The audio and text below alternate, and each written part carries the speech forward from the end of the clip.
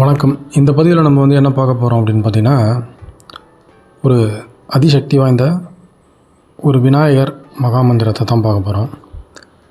இந்த மந்திரத்தோட சிறப்பு என்ன அப்படின்னு பார்த்தீங்கன்னா, இதை 21 தடவை சொன்னாலே நம்மளுடைய கஷ்ட நஷ்டங்கள், காரிய தடைகள், வியாபாரம், தொழில், வேலை, இதில் இருக்கக்கூடிய பிரச்சனைகள், குடும்ப பிரச்சனைகள், திருமண தடை, பணப்பற்றாக்குறை, ஊதிய குறைபாடு, உறவுகளுக்கிடையே ஒரு சரியான இணக்கமின்மை, அண்டையாளருடன் கருத்து வேறுபாடு, சண்டை சச்சரவு, எப்போ பார்த்தாலும் ஏதாவது ஒரு கவலையிலே இருக்கிறது, மன அழுத்தம், இந்த மாதிரி விஷயங்கள்லேருந்தெல்லாம் விரைவில் நம்ம விடுதலை பெறலாம்.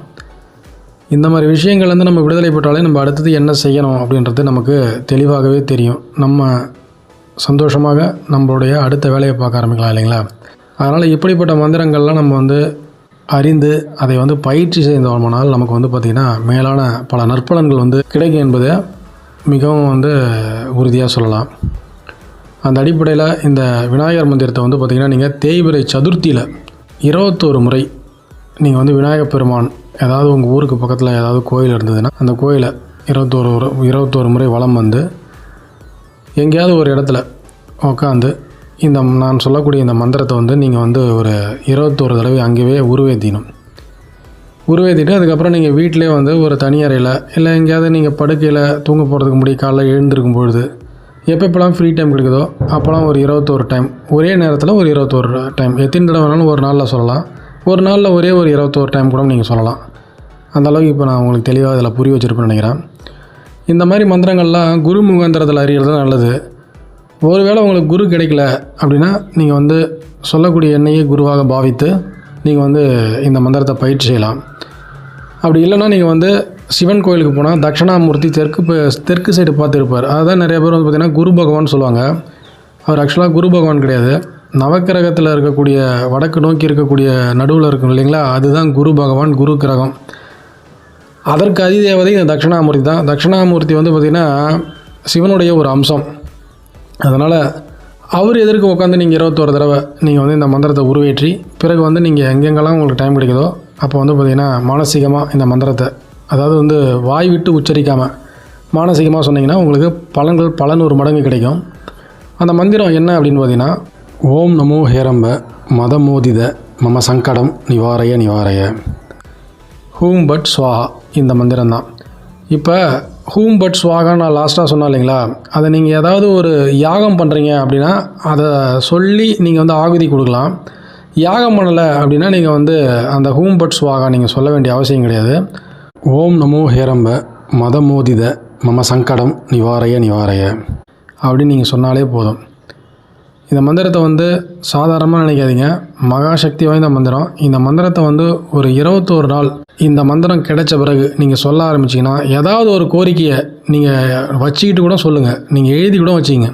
அந்த கோரிக்கை 21 நாளுக்கு அப்புறம் ஏதாவது ஒரு விதத்தில் நிறைவேறுவதற்கான வாய்ப்பு உங்களுக்கு கண்டிப்பாக கிடைக்கும். சில நேரத்தில் அது நிறைவேறியும் இருக்கும். இல்லைனா அதற்கான முயற்சி எடுத்து அது கண்டிப்பாக தோல்வி அடையாமல் ஏதோ ஒரு வெற்றி பாதையை நோக்கி கண்டிப்பாக போயிட்டுருக்கோம். இது என்னால் உறுதியாக சொல்ல முடியும். ஒருவேளை இந்த மந்திரம் இன்னும் அதிக அற்புதமாக வேலை செய்யணும் அப்படின்னு பார்த்தீங்கன்னா, தேய்பிறை சதுர்த்தி அன்னைக்கு உங்கள் அருகில் உள்ள விநாயகர் பெருமான் கோயிலுக்கு போனீங்கன்னா சாயங்காலம் டைமில் சதுர்த்தி பூஜை ஒன்று செய்வாங்க.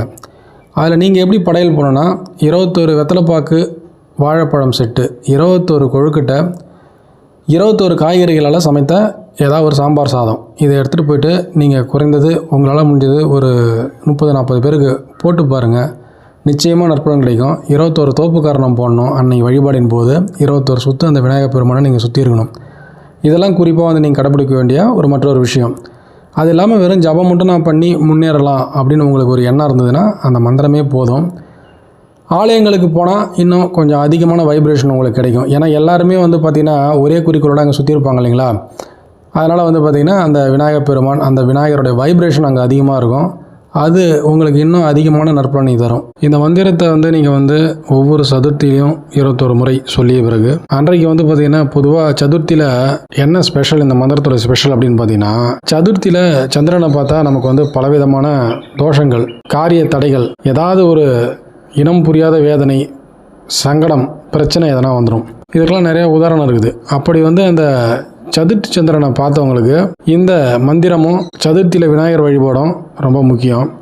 அப்படி நீங்கள் அந்த விநாயகரை வழிபடும் பொழுது அன்னைக்கு நீங்கள் வந்து பார்த்திங்கன்னா இந்த மந்திரம் தெரிஞ்சிருந்தால் நீங்கள் வந்து அந்த சந்திரனை பார்த்த தோஷம் வந்து உங்களுக்கு நிவர்த்தி ஆகும். நீங்கள் இந்த மந்திரம் சொல்லிட்ட பிறகு கண்டிப்பாக சந்திரனை பார்த்து தான் ஆகணும் அந்த விநாயகர் வழிபாடுக்கு முடியும். அதை ஞாபகத்தில் வச்சுக்கிங்க. இது நான் பல வருஷமாக கடைபிடிக்கக்கூடிய ஒரு மந்திரம். சரி, அந்த அடிப்படையில் இந்த மந்திரத்தை நான் கொடுத்துருக்குறேன். என்னுடைய அடுத்த பதிவில் இன்னொரு விநாயகர் மந்திரம் இருக்குது. அது ரொம்ப அற்புதமான அற்புதமான பலன்களை வழங்கக்கூடிய ஒரு விநாயகர் மந்திரம் தான். அந்த மந்திரத்தை நான் உங்களுக்கு சொல்லித்தரேன். ஏற்கனவே ஒரு பதிவில் விநாயகர் மந்திரம் ஒன்று போட்டிருக்கிறேன். அதையும் போய்ட்டு நம்ம சேனலில் இருக்குது, அதை போய்ட்டு பாருங்கள். அதையும் நீங்கள் கற்றுக்குங்க. அதாவது மந்திரங்கள் நிறையா இருக்குதுங்க. அதாவது வந்து பார்த்திங்கன்னா 6 கோடி மந்திரங்கள், 6 கோடி சாத்திரங்கள், 6 கோடி நாட்களாவது ஓதினால் அது பயன் அப்படின்னு சொல்லிட்டு நம்மளுடைய சிவவாக்கியர் சொல்கிறாரு. அப்போ மந்திரங்கள் 6 கோடி இருக்குது. நமக்கு வாழ்நாளும் ரொம்ப கம்மி. அப்போ நம்ம வந்து 6 கோடி மந்திரத்தையும் கற்றுக்கணுமா அப்படின்னு பார்த்திங்கன்னா அதெல்லாம் தேவையில்ல. ஏதாவது ஒரு 4-5 மந்திரம் இல்லைனா ஒரே ஒரு மந்திரம் அது இருந்தாலே போதும். எதுக்கு இவ்வளோ மந்திரம் நான் சொல்கிறேன் அப்படின்னு பார்த்தீங்கன்னா, உங்களுக்கு எதில் பிடிப்பு இருக்குது, உங்களுக்கு எது சக்ஸஸ் தருது அப்படின்றதெல்லாம் இருக்குது. நீங்கள் ஒரு 10 மந்திரத்தை கற்றுக்கிட்டிங்கன்னா உங்களுக்கு அதில் ஏதாவது ஒரு மந்திரம் தான் வந்து பார்த்திங்கன்னா உங்களுக்கு வந்து சக்ஸஸ் தரும். அது ஏன் அப்படின்னு பார்த்தீங்கன்னா, அந்த எழுத்துக்களோட எண்ணிக்கை, அந்த எழுத்துக்களுடைய கூட்டுத்தொகை அது வந்து பார்த்திங்கன்னா ஏதோ ஒரு எண் அடிப்படையில் இருக்கும். அந்த எண் வந்து உங்களுடைய பிறந்த தேதி உங்களுக்கான எண்ணோட மேட்ச் ஆகும்போது தான் அது வந்து நற்பலனை தரும். இதுதான் அதில் இருக்கக்கூடிய சூட்சமம். அதனால் நீங்கள் பாரபட்சம் இல்லாமல் ஏதாவது ஒரு 10-15 மந்திரத்தை கற்றுங்க, 4-5 வித்தையை கற்றுக்குங்க. அதில் எது உங்களுக்கு ஷூட் ஆகுதோ அதுதான் ஷூட் ஆகும். இந்த உண்மையை இந்த பதிவில் தெரிஞ்சுட்டு போங்க. அதுதான். மற்றொரு பதிவில் நம்ம வந்து வேறு ஒரு நல்ல விஷயத்தோடு சந்திப்போம். நம்ம சேனலில் நல்ல பதிவுகள்லாம் இருக்குது. ஒருவேளை இந்த வீடியோ உங்களுக்கு பிடிச்சா ஹைப் பண்ணுங்கள். நன்றி.